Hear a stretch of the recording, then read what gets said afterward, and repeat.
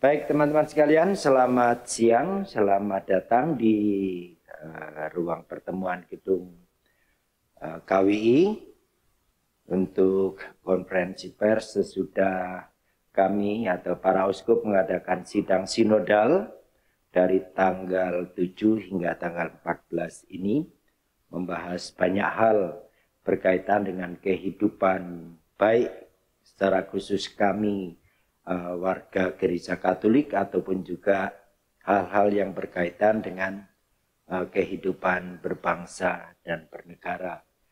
Nah, apa yang dibicarakan oleh para Bapak Uskup dalam sidang itu nanti akan disampaikan oleh Monsinyur Antonius Benyamin atau Antonius Subianto Benyamin, OSC. Beliau adalah Ketua Konferensi Wali Gereja Indonesia dan juga nanti akan dibantu oleh Monsinyur Pascalis Bruno Syukur, OFM. Beliau adalah Sekjen Konferensi Wali Gereja Indonesia. Dan nanti pertanyaan-pertanyaan, karena ini berkaitan dengan tahun politik, maka akan dibantu juga untuk menjawab pertanyaan-pertanyaan yang mungkin muncul. Itu nanti akan dibantu oleh Monsinyur Yohanes Harun Yuwono. Beliau adalah Uskup Keuskupan Agung Palembang sekaligus Ketua Komisi Kerasulan Awam.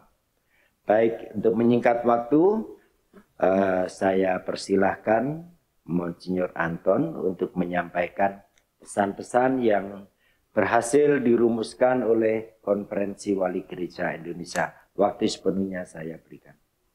Terima kasih Romo Edi. Teman-teman wartawan yang saya hormati, selamat siang. Saya akan membacakan beberapa hal yang menjadi bahan keputusan dan situasi yang terjadi. Kami, para Uskup Konferensi Wali Gereja Indonesia, menyelenggarakan sidang ini dari tanggal 7 sampai 14. Temanya berjalan bersama menuju Indonesia damai. Bukan sekedar situasi yang damai, tetapi ada niat kehendak untuk mewujudkan keadilan sosial yang merata. Maka gereja berkehendak berjalan bersama seluruh umat manusia. Siapapun yang berkehendak baik untuk membangun dunia sebagai rumah kita bersama. Dalam mewujudkan pemilu dan pilkada 2024, kita berharap semoga puluhan triliun rupiah yang akan digunakan tidak sia-sia. Sehingga kita mudah-mudahan dengan biaya mahal itu memilih orang-orang yang dapat bekerja untuk kesejahteraan rakyat. Dan inilah bagian dari tanggung jawab kita mengawal penggunaan biaya yang cukup besar, begitu besar. Belum lagi biaya yang dikeluarkan oleh kelompok-kelompok masing-masing. Biaya politik yang mahal bisa menggoda orang menempuh segala cara untuk mencapai tujuan kemenangan. Dan setelah itu bisa jadi ada beban untuk mengembalikan biaya yang dikeluarkan.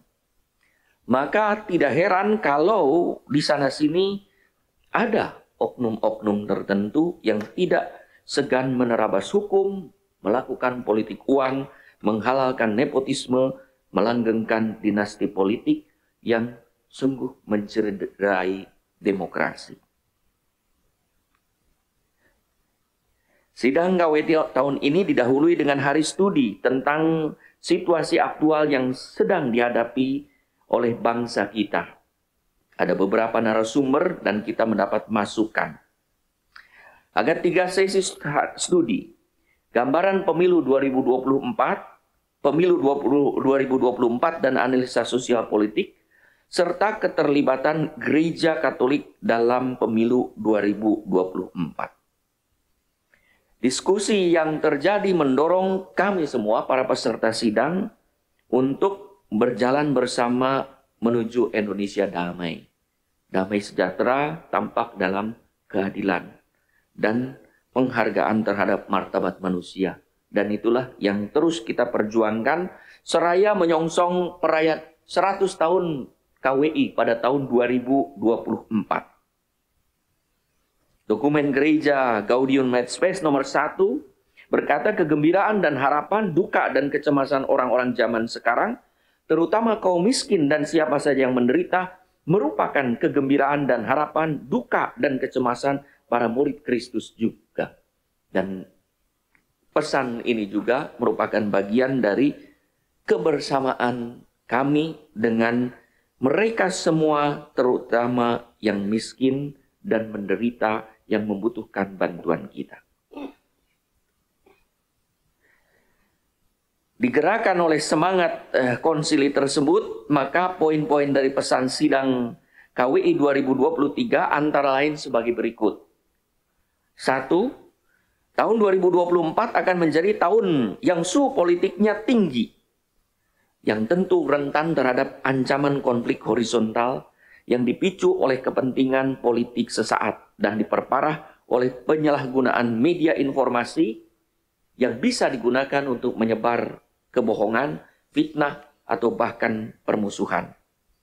Kami para uskup mengingatkan akan bahaya politik identitas berdasarkan suku, agama, ras antar golongan yang juga rawan dimanfaatkan oleh para kontestan politik. 2.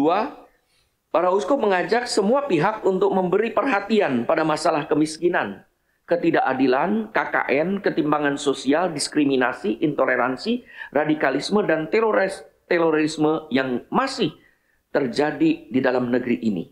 Kita juga dituntut untuk memberi perhatian serius bukan hanya pada masalah-masalah tersebut, tetapi juga pada oknum yang sampai hati mengeksploitasinya demi keuntungan pribadi atau golongan.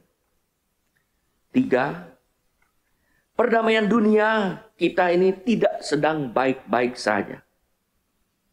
Kondisi ekonomi sosial dunia belum sepenuhnya pulih akibat COVID-19, kini terganggu perang yang membuat rakyat sengsara. Situasi perdamaian dunia memang sedang memprihatinkan. Selagi perang antara Rusia dengan Ukraina yang sudah berlangsung hampir 2 tahun belum berakhir, terjadi juga perang di Israel dan Palestina. Maka kami berharap bahwa para pemimpin negara-negara tersebut yang bertikai segera menghentikan perang demi menghormati martabat manusia dan kesejahteraan rakyatnya. 4. Di dalam negeri situasi kerawanan keamanan di beberapa wilayah Papua masih perlu mendapat perhatian serius. Ada konflik yang terus terjadi antara kelompok kriminal bersenjata dengan aparat, sehingga rasa aman penduduk terganggu. Penduduk sipil kerap menjadi korban. Untuk itu, pemerintah perlu duduk bersama dan berdialog dengan setiap kelompok.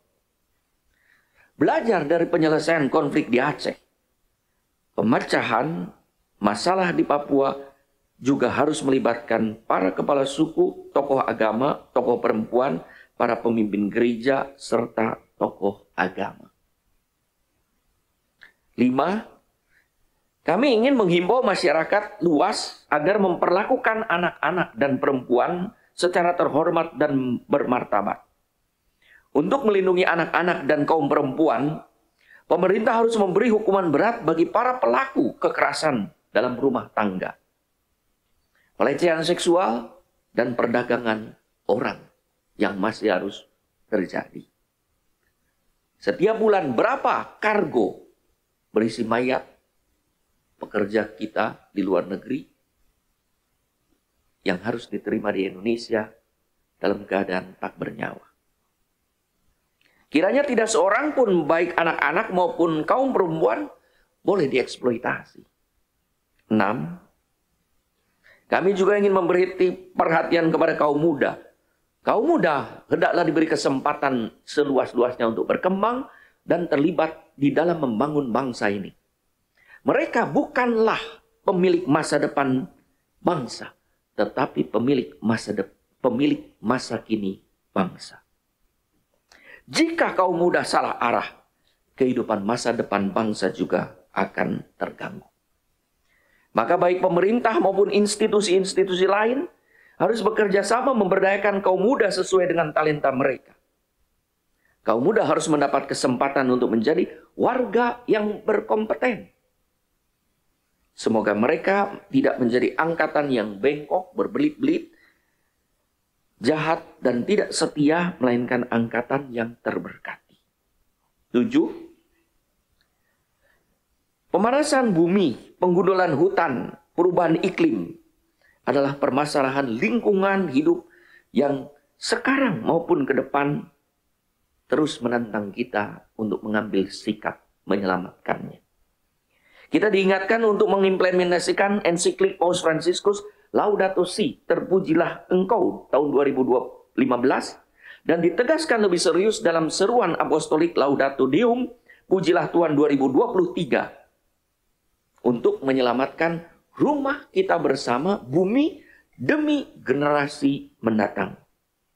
Maka kami menghimbau pemerintah dan masyarakat bekerja sama mewujudkan bumi sebagai rumah kita bersama lewat aksi nyata pelestarian lingkungan dan pencegahan polusi. Kedelapan, pemerintah telah mencanangkan Indonesia Emas 2045 sebagai tujuan 100 tahun kemerdekaan. Di tahun tersebut negeri kita diharapkan sudah maju dan unggul. Indonesia Emas menyemangati sekaligus mengingatkan kita untuk tidak terpaku pada slogan, tetapi mewujudkannya secara nyata. Kami mendukung pemerintah Republik Indonesia yang mengajak kita semua untuk berlari kencang mengejar kemajuan itu hingga mencapai Indonesia maju dan unggul. Kita tepis, kita lawan segala hal yang merintangi hambatan menuju Indonesia Emas. 9. Kami mendorong masyarakat dan umat, terutama umat Katolik yang di bawah kegembalaan para uskup ini, untuk terlibat aktif dan memiliki keberanian secara kreatif untuk melahirkan para pemimpin baru. Dengan kriteria bukan sekadar orang yang populer, tetapi pribadi-pribadi yang memegang teguh Pancasila, Undang-Undang Dasar 1945, menghormati kebinekaan, memiliki integritas, mengutamakan kepentingan nasional di atas kepentingan pribadi dan golongan, serta keluarga, mempunyai keberpihakan kepada kaum kecil, lemah, miskin, tersingkir, difabel, memiliki rekam jejak yang terpuji, dan memiliki cara-cara yang terhormat sesuai dengan nilai-nilai Pancasila ketika berusaha meraih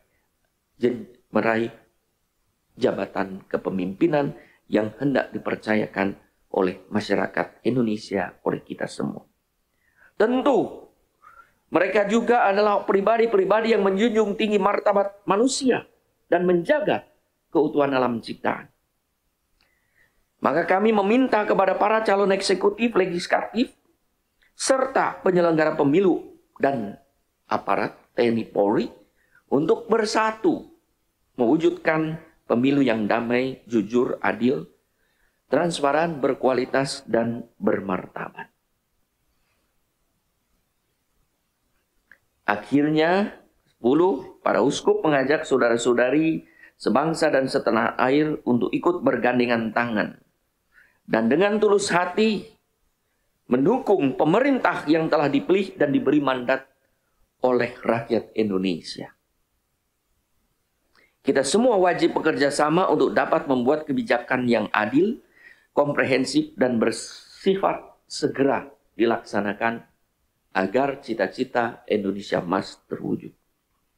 Dengan demikian, hal-hal yang menghalangi pencapaian kita sebagai bangsa yang bermartabat bisa disingkirkan. Mari kita berjalan bersama menuju Indonesia damai. Sehati sepikir dalam satu kasih, satu jiwa, satu tujuan, dengan tanpa mencari kepentingan sendiri atau puji-pujian yang sia-sia. Kami mengucap terima kasih kepada saudara-saudari yang dengan berbagai cara telah berusaha mengurangi segala gangguan atas cita-cita kita untuk menjadi masyarakat, bangsa, negara yang maju, unggul, dan damai. Semoga semakin banyak orang yang berkehendak baik ikut serta menjaga dan melindungi bangsa dan negara Indonesia tercinta. Sekian, terima kasih.